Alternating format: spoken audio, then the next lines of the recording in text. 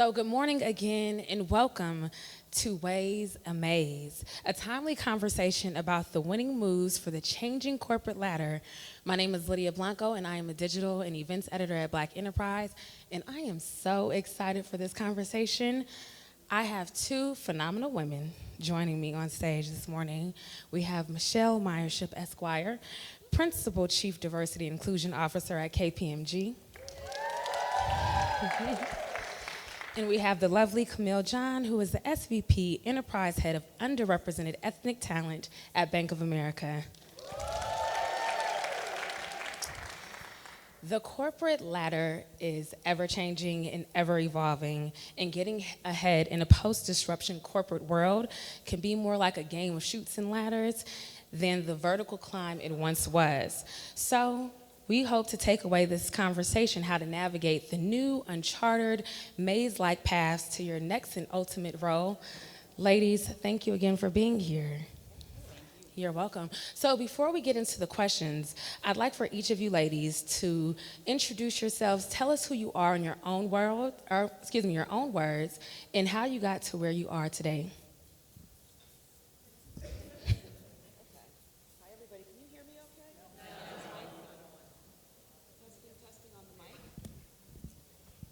All right, I'll use this one for now. Thank you so much. So Michele Myer-Shipp, I'm really happy to be here. You heard what I do for a living. I'll tell you that just briefly, I've been doing this work now for about a decade. I came to the work as a practicing employment attorney, and I actually just got sick of fighting and transitioned into diversity leadership to be more proactive and to help organizations get ahead of the issues that hindered equity for all. When I'm not at work, I will say that I'm the very proud mother of 3 young men, Miles, Marcus, and Mason, 21, 19, and 18, and they are the true joys of my life. I tell people often that my middle son, Marcus, who has navigated life as a person with a disability, as a child who navigated his gender identity and ultimately his sexual orientation, taught me a lot about equity, about diversity, and about inclusion that no textbook, no law book, and no case could have ever taught me. And he is actually the real inspiration that keeps me in this work. We love to travel, and I'm a football junkie. So anything that has to do with a football, call me and I'm there. Love it. So I'm Camille John, and I recently moved into the Diversity and Inclusion organization, and I don't know how many of you were in the last session about microaggressions, but I have been dealing with that for most of my 14 years in corporate America. I had a life in healthcare before moving into the financial services world, and I have always been a diversity champion in mentoring women and playing a role, a leadership role in whatever market. That's just part of what you do. But I wanted to do it more intentionally, and I made the decision to move into this role from a legacy perspective. I want to make sure that I am creating more opportunity, that I'm providing a voice at the table for some of the challenges, not just women of color deal with, but people of color, and how can we create opportunity for them in increasing representation. Outside, I am first generation American, first generation corporate. My family's from Trinidad and Tobago. I'm from the Washington, D.C. area. Oh, okay, I got some Caribbean in the house. And so I have just, I love my family. We're very tight-knit. I don't have any children, but I have what I call my surrogate daughter, which is my niece. She's 11. I would have loved for her to be in this conversation today. But so it's just critical for me to set the path forward for her and to just make the landing a little softer for her. Thank you for sharing. And I have to ask, what are your career goals and how intentional are you about setting them at this point in your journeys? At this point, so it's interesting. So when I think about my ultimate career goal, like from the very beginning, I always was interested in equality for all. And I think that for me, growing up first generation, watching my parents go from the projects to the suburbs, and I remember, all of the barriers that they encountered. I remembered when my dad, took us and bought our first home and at a brand new development. And every time we went to the development to see if our house was coming up, our house was the only house that kept having dirt put on the lot. Wow. And I was a little girl, and I remember my dad saying to the general contractor one day, "Why is our house not going up? And everyone else's house is." And this was in New Jersey about 30 years ago, maybe even longer. And my dad, and the general contractor said to my dad, "Because they're not really ready for you here." And it was at that moment, at about 10 years old, that I'm like, I'm going to be a lawyer, and I'm going to go and make sure that no one else has barriers to access like this ever again. And that's what set me on my path. But it's been interesting because I had all these aspirations to go to a law firm, be a big law firm partner, and all of that. But I don't know about you, but for me, it was once I got there and saw what it was, I realized that I didn't want that. Equity was always the end career goal, but I had to navigate through my career and take opportunities to drive equity wherever it was that I could go and touch the most amount of people, and that's how it's navigated for me. That's good. I love that. So mine has shifted to being about three things: impact, alignment to my values, and of course compensation. And and not that I'm just choosing any job because of the money, but the money part matters, and we don't talk about that enough. We're in our asset gathering years, and I feel like I'm making decisions, and I'm trying to make up time for when I didn't know how to negotiate, and I let that $10,000 go or that $20,000 go. So I can't do that anymore. I'm not going to do that anymore because I'm building a financial ship, not a raft, right? And so that takes time. So I want to make sure everybody's thinking about that. It's critical to keep that top of mind because you're not going to be working forever. And I want to also make sure that I'm creating some legacy, leaving some legacy behind. In terms of the impact, I want that when I'm thinking about my career moving forward, that the work that I do creates value and impact for that lasts when I'm no longer in those halls. And so that's a part that I'm thinking about, as well as really looking at roles that allow me to do that wherever I am. And the last piece around the values is I'm a healer at heart.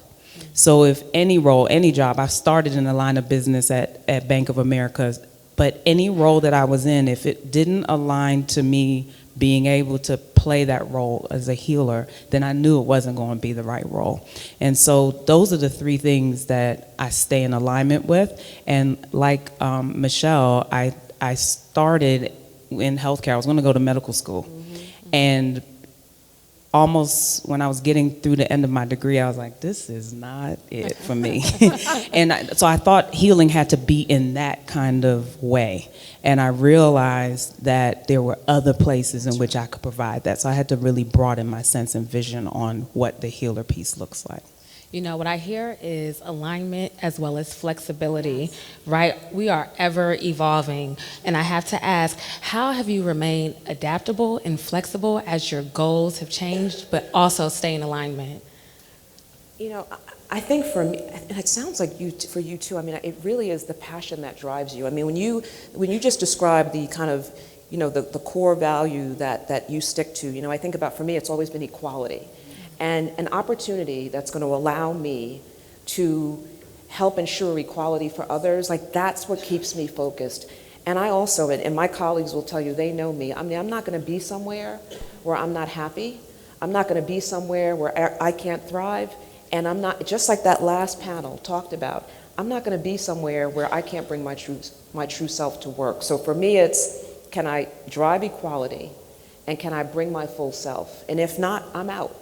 And it's really interesting because I worked in a job, a couple jobs back.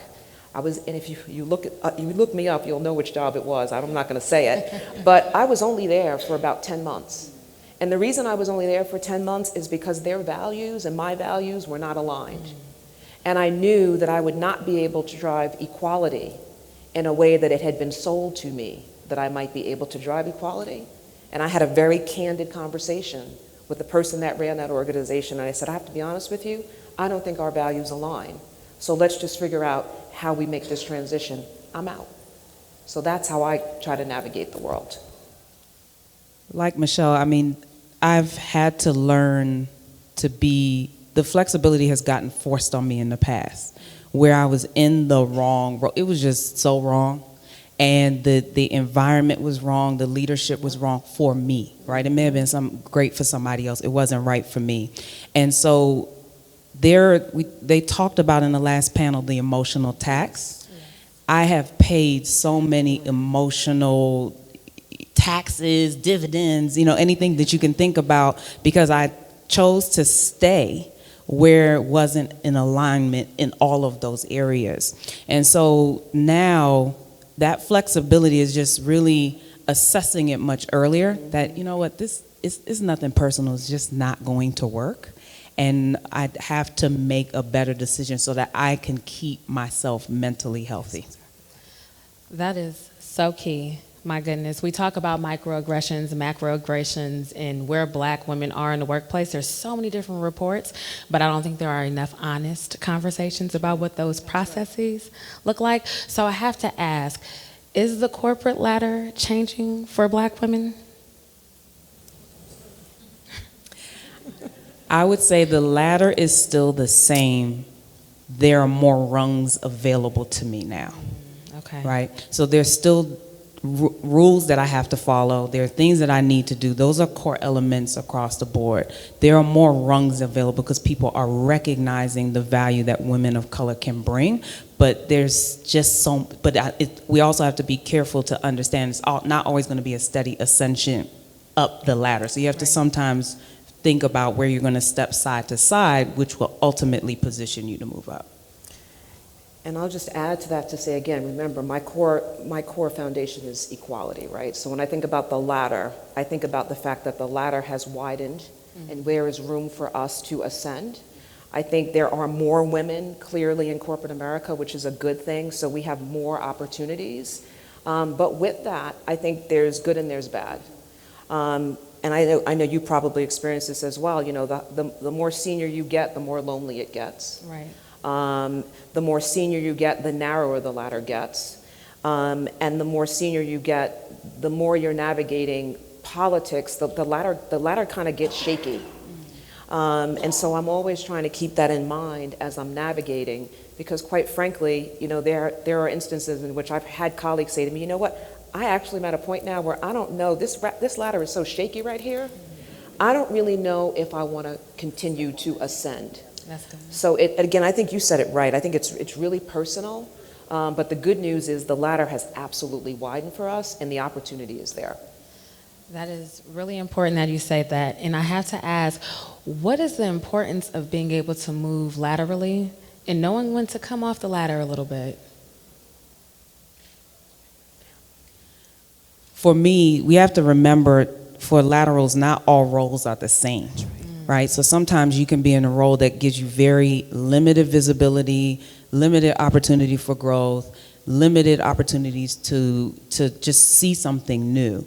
And sometimes you can move just across the way and a whole new world will expand for you in terms of additional people you will have access to gain sponsorship, be able to really broaden and show what skills you have in another arena. And so again, with that flexibility and that adaptability, you want to show that you're not a one-trick pony. And sometimes that lateral piece will allow you to move, take skills and those key elements and then drive yourself forward. And that can actually move you up the ladder more quickly than you just trying to focus on, I have to get to the next rung. It's funny you said that, because that lateral move is exactly what has me in this role today. Just like you described your movement too. I mean, I remember I was a VP at Prudential working as an in-house employment lawyer. And I had volunteered to do some diversity work to support, the efforts of the organization. And I supported, as an attorney, the Office of D&I. And I'll never forget the day I got the call and they said, hey, he's retiring. And we think you'd be great in this job. Still a VP job, same level, not really a significant salary uptick. And I remember going home and I called my father, because he worked in corporate America for many years, and I said, Daddy, what do I do? He said, do you want to stay there? I said, yes. He said, did the CEO ask you to take that job? I said, yes. He said, well then guess what, you better take it. And I was scared. All those things that we talk about taking risks and not knowing all the steps of being what a CDO means. I stepped out on faith, and I made this lateral move. And when I think back now about what that move has done for me, it has opened up, I've traveled the world in this job. I've met some amazing people.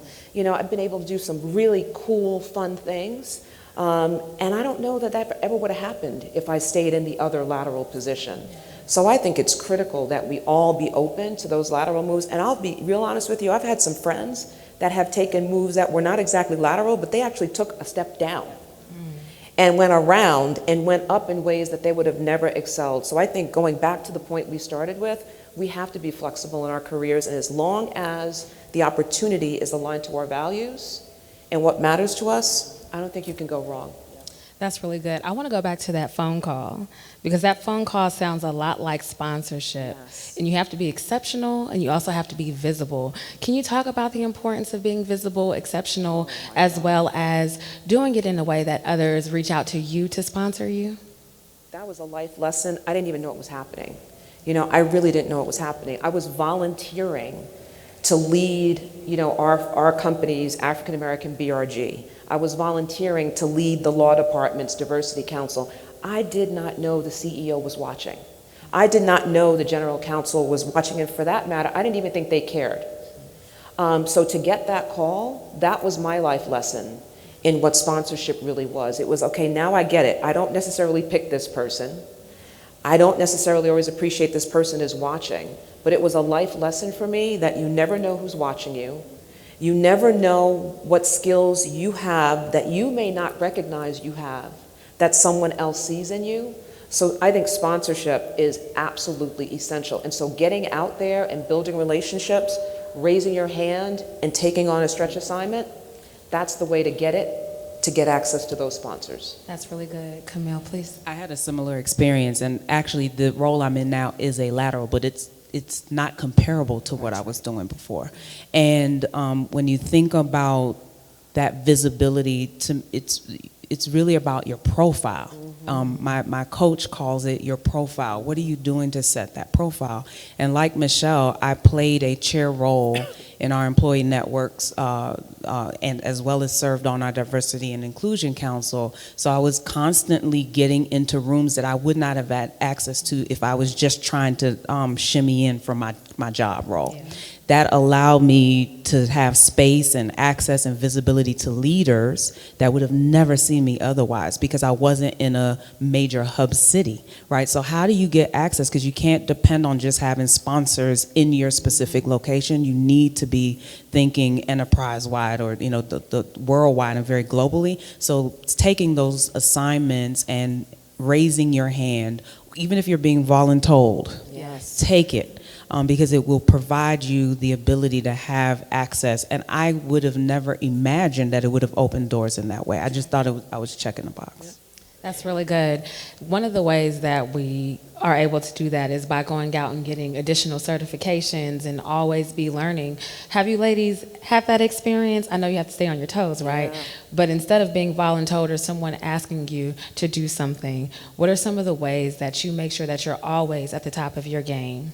Well, I think in the work that we do, we have to keep evolving so we can keep our organizations evolving. So for me, and my colleagues in the room know this, I'm very intentional about being involved in professional associations, industry associations. So, diversity best practices, diversity Inc., whatever it may be, so that I can continue to learn in this space, because every day there's a new issue, there's a new trend, there's a new thing. But the other thing I had to learn, as an employment lawyer, my job was to solve problems quickly. I was a problem solver. People called me and they said, fix it. Going into this role, I became a strategic leader, and I became an influencer without any real power or authority. I didn't have a case, I didn't have a statute, I didn't have the rule of law necessarily. So I remember I knew that this was a gap for me. And I went to Wharton and I took a strategic leadership program, a multi-month strategic leadership program, and it opened my eyes to strategic leadership. That's just one example of, along your career, you're going to realize places in which you need to grow, and you need to go get those insights all the time to keep stretching yourself so that you can continue to evolve. And like the panel said earlier this morning, keep going to that next thing that's going to continue to help you in your career. That's really good. I agree totally with what Michelle said. And I would add, if you need to, do not wait for your company to sponsor it. That's right. I have been a real proponent, and I would tell you that it shortened some of the time. I felt like I wasted time earlier in my career because I just didn't know what I didn't know. I was unconsciously unconscious. When I spent time investing in myself, I'm talking about taking it out in my personal budget, my money, because I wasn't sure who was going to pay for it, and 59 approvals and whatever else, and where were you going to have the budget to do it. I had to do it personally. I had to make the commitment. I had to forego a renovation on my house because it was more important for me to invest and it would make a long-term return for me rather than just waiting very passively for someone to notice me and say, hey, yes, we're willing to pay for you to have this level of education and go out and get this certification. So I would just encourage people, don't just wait for your company to do it. Hold them accountable to it. Let them know that you want it. But if they're not willing and ready, or it's outside of the scope, maybe you need a way different skill, because part of the leadership piece is being agile and being knowledgeable even outside of your area, because you can build some connectivity. So I will pay for a seminar or workshop at a heartbeat if I feel like it's going to just add something else to my tool belt. That's really good information. I was speaking with someone at LinkedIn, and they told me you should always be learning because your skill sets expire every 5 years. That's right. I had no idea. I was like, oh, maybe I should get back on it. Not going to go back to school, but I most definitely will be investing because the return, I'm sure, will be great. We've spoken a lot about career, but I want to know, what are some of the ways that you challenge yourself personally so that you can show up as your best self as a professional? So I would tell you this. I mean, I think in the work that we do as diversity leaders, I don't know about you, Camille, but I am challenged every damn day. Because every day somebody says something incredibly insane, does something incredibly ridiculous, and I am challenged to be my best professional, diplomatic executive. Every day you pick up the newspaper and there's an issue, I think our roles as diversity leaders, people just don't even understand how incredibly exhausting and taxing this work is, even with all the benefits that comes with it. So I really do believe that every day we are growing in the fact that we have to show up, we have to be ready to turn on a dime, respond on a dime, and we are forced to do uncomfortable things in our organizations and help our leaders get uncomfortable being uncomfortable. I don't know about you, but I feel like every day is a new challenge, and I'm stretching all the time. Absolutely. Keeping up with the language, what's next, what's in the headlines, and how do we need to maybe take a pause or even change our approach. That's absolutely something that would challenge me. And I would also say I use it in terms of my network. I try to make sure I have people around me that are going to hold me accountable to my greatness, right? And sometimes that's having mentors, even if they're mentors in my head, women that I admire, people that I admire ahead of me, just having them in my thought process and thinking about how they're leading, that challenges me because it makes me want to continue stepping up my game. And so that's another place in which I'm continuing to challenge myself, because it's easy to feel like you've arrived, even though I never feel that way because I'm very hard on myself. But you want to make sure that you're always thinking about what's next, what does that look like, and having people around you that will hold you accountable and challenge you if and when they need to. So you said you have colleagues that hold you accountable for your greatness. Yeah. I'd love to. Jen, where's Jennifer? Can you write that for me? Holding you accountable. I love that. Thank you. I'm going to be using that all the time now. I need people to hold me accountable for my greatness. Thank you. I like that. That is really good. You should tweet that and use the hashtag that's a great one. BEWPS. That's a great one. I have to ask, so you have people who hold you accountable, and I'm sure there are many challenges that arise, as you said, Michelle. So my question is, we're going to shake things up a little bit. This probably wasn't on the list. I see it coming, right? It's on the list. Oh, has anyone ever assumed that you are in your role because you are a black woman? Oh, all the time. Please, all the time. I mean, oh my God, I don't know about you, but I've actually heard people say, oh, that's the check the box. I mean, when I was in a law firm, I remember someone telling me that I was the diversity head count. I was the diversity head count. And so because I was the diversity head count, that I was going to be put on all the pro bono cases that did not give me access to the power player partners. Wow. So it happens, it's real, and unfortunately, it still happens today. I have a mentee who recently called me, and she literally overheard her leader telling another leader that that was the diversity girl and that they needed to go easy on her. So it is, don't get it twisted. Just because the ladder is wider, that doesn't mean that all are feeling, happy and go lucky about the fact that we absolutely are qualified to be there. It's real. So for me, I would say in some of the councils I served on in this role, absolutely, because I was one of the only in my part of the organization. So it's easy to just tap you and put you on the inclusion council. You're the one that has to kind of figure out all the problems, right? And so even if people didn't say that, just by virtue of the numbers and where I was in the organization, I automatically assumed that's why they put me there, right? To help provide a voice, but hey, we just need to, it felt like we need to check the box. Yep. And let's pull her. She's black, she's a woman, she can help, serve on this council. And so in this role, what's been a little funny, I don't think throughout the entire enterprise, they just assume that I'm doing it because I'm a black woman, but because I'm over ethnic talent, so not just for black African American, but also Hispanic Latino, I feel that sometimes from my Hispanic Latino brothers and sisters who may feel like, well, you're a black woman, so you're supposed to be representing us, and they just chose her because everybody else in D&I is black. Yep. And so trying to manage that, and even though our diversity and inclusion organization is I consider it to be very diverse. We have someone from every part of the organization, but when you have someone over ethnic talent specifically, I think the view is, well, why does she have to be black? How is she going to be able to represent us as well? And I think before you go to the next question, I think that, even though, there's a negative connotation to this whole thing, your whole question, right? It just suggests that there's a negative connotation. What I try to do with that is flip it and use my uniqueness or my onlyness as a superpower. And that's how I talk to my mentors, my mentees rather, all the time when they're like, I'm the only one, and I think they just wanted to check the box. I'm like, yeah, and you go in there and you use your superpower to show them all of your greatness and watch what happens. And if you kind of watch your mindset around that and don't get caught up in the negative connotation, you can do amazing things. That is really helpful information. I think sometimes we're such in fight mode that we forget to thrive and just move and keep it moving.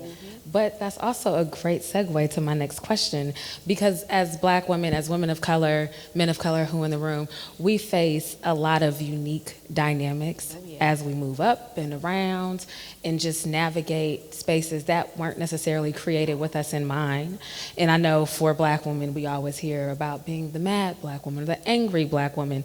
So I have to ask, with microaggressions in mind, how is it that women can be results in resolution oriented as they do the work? Say that again? So as black women face microaggressions in the workplace, we were trying to get away from that stereotype. How can I be resolutions oriented? So I talk to a lot of my mentees about this all the time. I think we have to be really thoughtful in how we deliver our messages. Now, I'm not suggesting that we cover or not bring our authentic selves, but we have to, Gail talked about it this morning, we have to be thoughtful in how we deliver our messages. And we almost have to think about the way we socialize our messages. Because to be straight on direct, unfortunately, is not always well received. Sometimes it is absolutely necessary, and some of my colleagues know that every now and again I have to pull that. But I do absolutely try to make sure, knowing that people are going to make assumptions, they're going to be like, oh, there she goes, getting loud, or whatever it is, that I have to be very diplomatic in how I approach every issue. I had a colleague, a white female colleague, make a very, very inappropriate comment to me the other day. And she didn't even realize what she said was wrong. And I looked at her and she kept saying the same. It was one of these ignorant comments that people make sometimes. And she kept saying it over and over again. And I thought, oh my God, I want to jump over the table and wring my hands around her neck. And the heat, I got hot, I was sweating. Like everything was rising up in me. And so I leaned over and I said, I'm not going to say her name, I'm just going to make up a name. I said, Rhonda, and that is not her name. I said, Rhonda, I said, in the spirit of loving kindness, can we have a heads up moment? We have a heads up campaign at my company, which is inspiring everybody to speak their truth. So I said, may we have, Rhonda, a heads up moment? And she says, oh my, what's wrong? I said, well, I just need you to understand that what you just said was very offensive. And I really don't think you should say that anymore. And I was really thoughtful in the way I delivered that message. And so she actually leaned into the discussion and said, well, help me understand why that was wrong. And by the way, you're probably like, what did she say? She was making a comment about containing the natives on the reservation. Oh, Lord.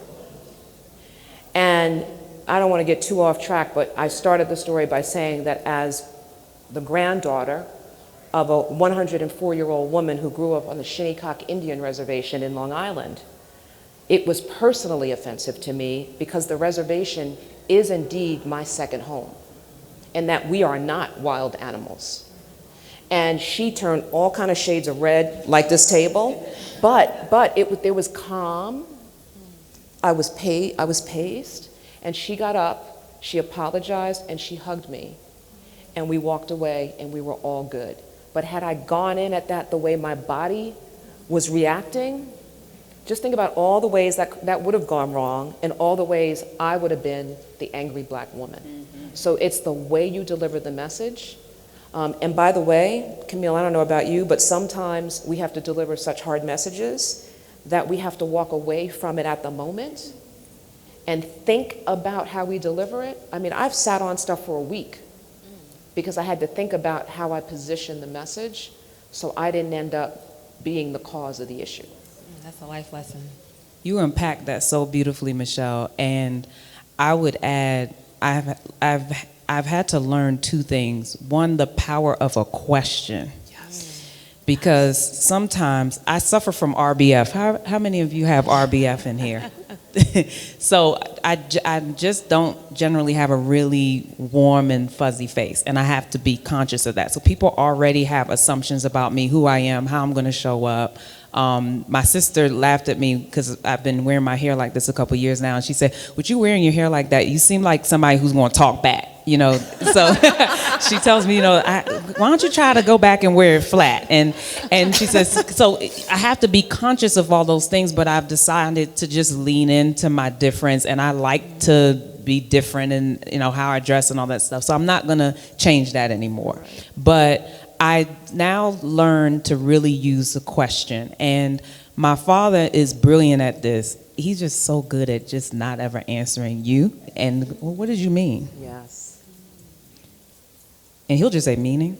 And so that means, you know, it's wrong, but I'll say, what did you mean? Or I remember I had a leader, and they had given me a stretch role, and she was a micromanager in just every definition. If you looked her up in Webster's, her picture is there, I swear.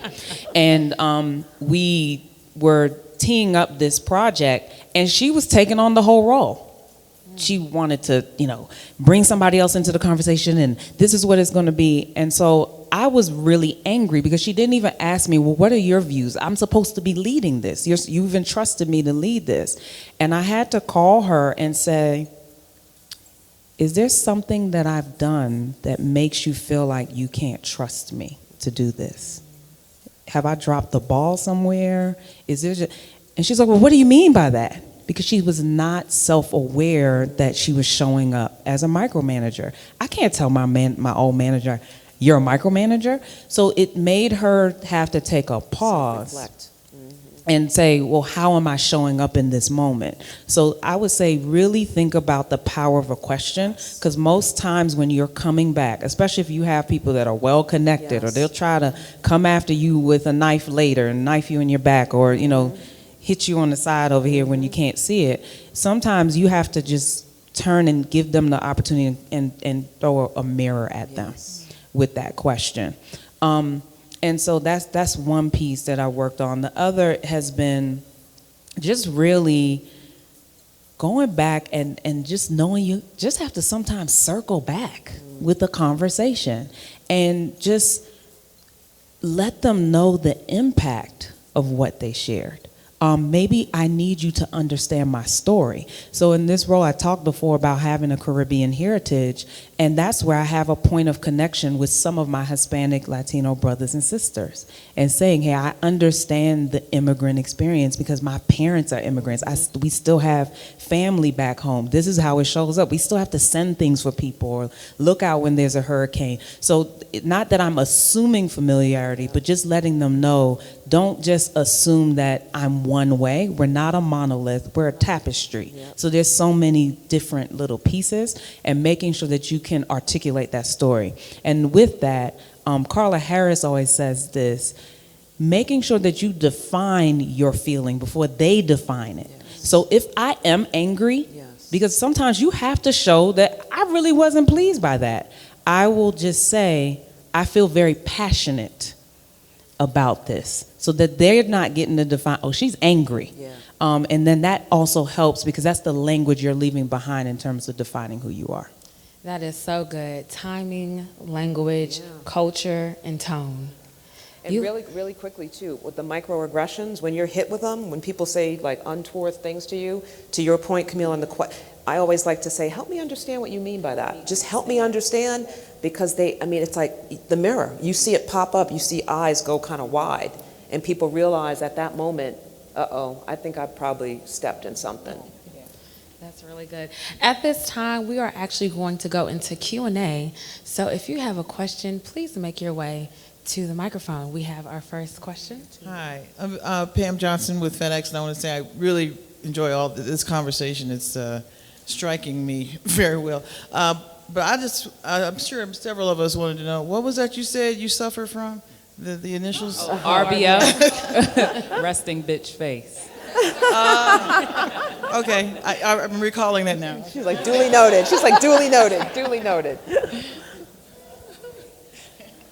Yeah, we had a lot of people turning around asking the same, what's that? Well, thank you ladies so much for sharing your stories and just being exceptional. When I think about my career, I'm an engineer. My name is Bralade.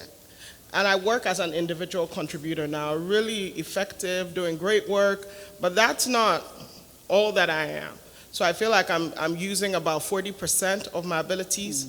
I know that eventually I want to be a leader. Sometimes some people are like, oh, go into this, kind of like what you were saying, hidden type, no visibility, and really you're not bringing, like how you spoke about impact and you for healing, you're not bringing all of those. What do you think? So basically what I'm looking at is maybe 3 steps ahead of me. Mm-hmm. Do you think I need to leave to do that? Or do you think, especially when you've been kind of delayed in your career by maybe promotions and some kind of, microaggressions which you didn't even identify and stuff. So I just want to know, what are your thoughts on accelerating your journey? So the individual contributor role can be a beautiful place, especially when you only need 40% of your brain power to do that job. Yep.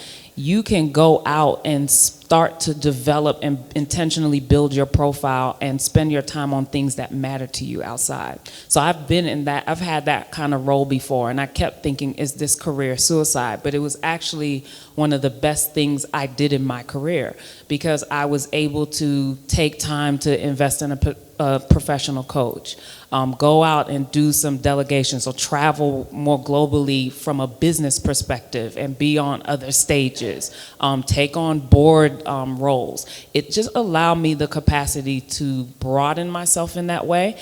And I would say, even though you're saying I'm not a leader, you are a leader just by the sense of being in your seat. So just own that and understand that there's somebody looking up to you and seeing you as a leader, even if you don't see yourself in that way. And so you can lead from any seat.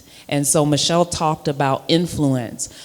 You don't necessarily have the authority. You may not have people that you're managing, but there's somebody out there that you can share perspective in, even in your role, that may provide some ideas on how you can move your department forward. Don't limit yourself in terms of how you view yourself just because of that specific job. And I'll just build on that. I agree with everything Camille just said. I mean, I think the example that we both gave about how we transitioned laterally, it was because we were volunteering to do other things. So you should make sure you're raising your hand for stretch assignments. And the second thing that we should do is, and I learned this, I mean, it's fascinating to watch this. We assume that people know what we want. So the minute you asked that question, I thought to myself, if I'm your leader, I'm wondering, do I know what's your end game? So you need to make your desires known to the people who you're aspiring to work with and for and have that lateral position, because they don't know what they don't know about your intentions. And having sat in my fair share of succession planning meetings, here's how it goes down. They talk about the opportunity, and then they go, well, who do you think might be interested in that? Oh, well, you know, Bob told me that he would be interested in that role. Let's call Bob. If nobody knows that you want it, they're never going to ask you for it, right? Because the hard work is not enough. And as a chief diversity officer who tries to retain my talent, especially my underrepresented talent, please don't leave.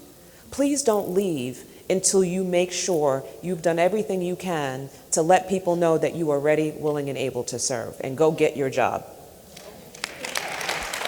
Absolutely. Hi, so I'm Tiffany Hunter, and I'm from Dallas, Texas, and I am a former full-time business owner, so I ran my business for 10 years before I transitioned back into a corporate role, and so I am a year into a 2-year consultancy with a major firm, and I feel like even though I had my own agency, I'm now having to learn to navigate the whole corporate world again. Mm-hmm. And so, you know, if I look at you, you're a principal, you're a senior vice president, you know, I'm in as an assistant director now, but how do I get to a principal and how do I get to be a senior vice president? Like what type of checkpoints and milestones should I be setting, you know, as far to navigate my career journey? And how do I know that the things that I'm doing, are they setting me up to always be a director, or will I one day become a principal? So we keep talking about Carla Harris because Carla's pearls. Relationships are everything, my friend. Of course we have to work hard. Of course we have to raise our hands for stretch assignments. But if you want to move, in addition to speaking up and letting people know what you want, you have to build relationships and you have to be out there so you gain sponsors and you get people on your side who know how to position you and help you move up that ladder. Again, because a lot of these jobs, by the way, are not posted. Yes. Mm-hmm. Right? The vacancy comes up and they're having side conversations about the position and who might be interested. So if you don't have the relationships and you don't have the sponsors, then you might completely and consistently get passed over for it. So you have to speak up and own it and build those relationships. Got it. Thank you. Hello, ladies. Danielle Hardy. I am also a first-generation corporate America. I'm also a planner by nature, and I found that I am regularly anxious about navigating this corporate ladder because it's all unfamiliar to me.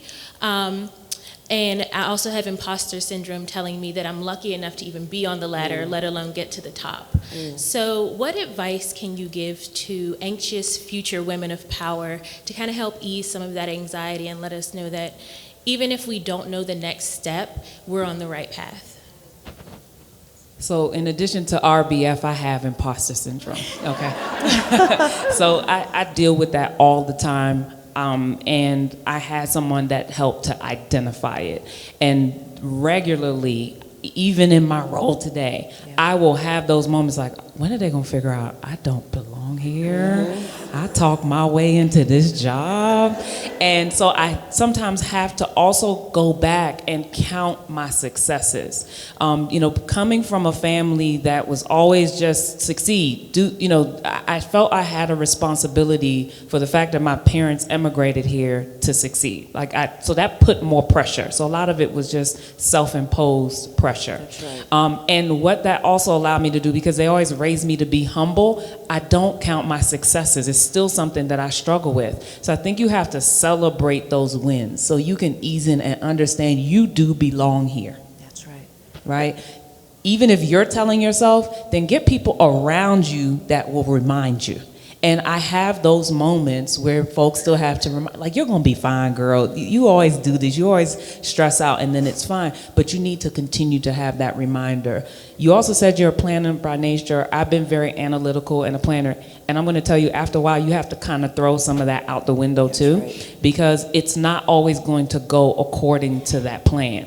Sometimes a role is being created for you somewhere in the distant future that you cannot see right now. Your job right now is to make sure that you're prepared, that people know that you are the right and unique person for that job. I've sat in roles where there's been more than 400 people to apply for the job. Yep.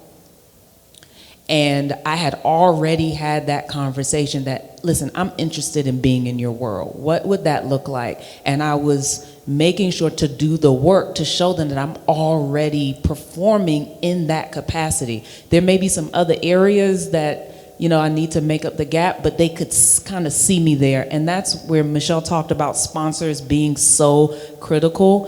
And it's not natural for me. I hate networking. It's just not. I'm an introvert, so it's not always as comfortable, and I like real lasting relationships. So trying to do it in a networking form isn't always easy, but once I can develop with someone that rapport, then that helps with the sponsorship. The other piece, though, is you have to be more bold. Yeah. And sometimes you just have to go up and say, listen, I am looking for someone that can speak on my behalf.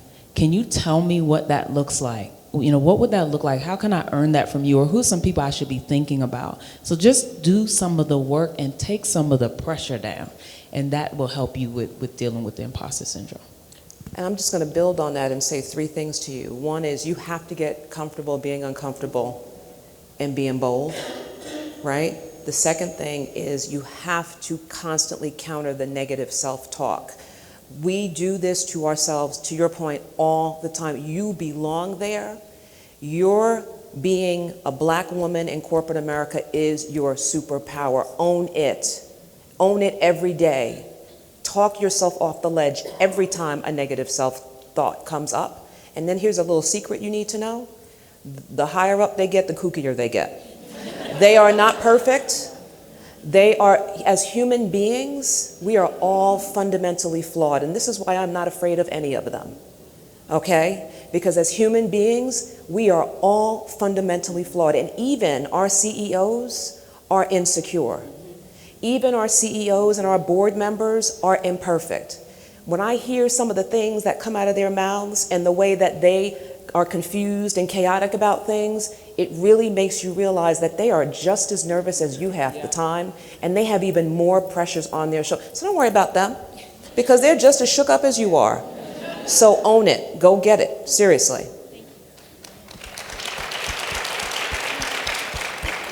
Thank you so much for the conversation so far. It's been really rich.